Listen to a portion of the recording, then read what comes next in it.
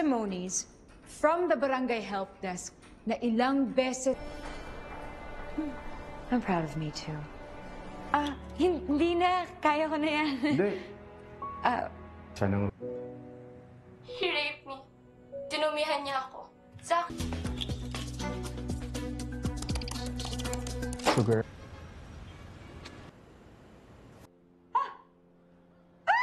May nakita na? Pang aircon. So, this is attorney... You know what? I'm tired of being your secret. Soft launch na muna. Hindi pa kasama din yung 10,000 pesos na appearance fee. Okay na? Just make sure that I win this case. Anak ng mayaman, kaya walang pinagdaanan na kahit anong problema. Pero ang stress ng trabaho sa Atipos. Adam? Tulong magmahal! Fuck you!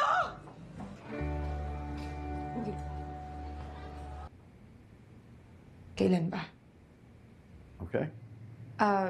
By mentor, you mean... Used in this case? Opo. Ano ang... Dahil matagal na kami nagsasex ni Zach. Numerous times. Was there ever a time... Pinilit niya ako. Lalapit na, ano ba? Stop it, Zachary. Sabihin mo. Fuck. I need to marry, di ba? Isa pa yan eh. Ako, hindi ako nag-lost. Mag-honeymoon sila sa Paris, tapos sa diretso ng Vienna, tapos baka mag-Budapest. Galit na galit. Bakit kaya? Na-educated ng Ivy League schools sa US.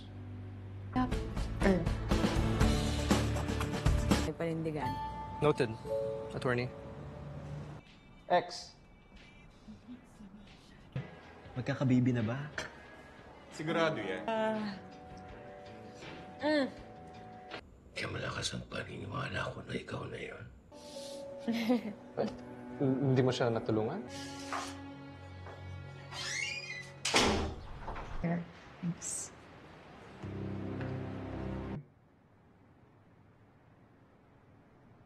So, you know what? One day, we will cross paths, and I'll be strong. Atticus.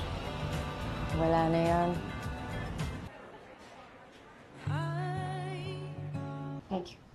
No problem. Ora mismo. Bye! Strengthen our case dahil mapuprove natin na yung character ni Zachary.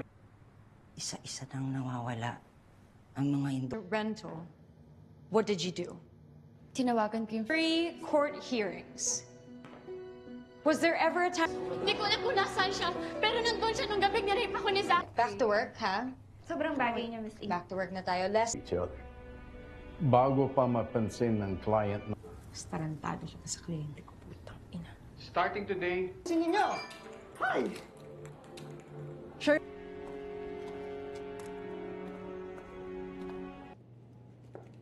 Come on, Alexis.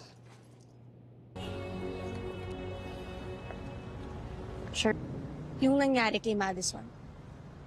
Nangyari din sa ako ganun kaswerte. Kasi ako meron akong binabayat. You're more than ready. Huh? Kung pagbayaran yun.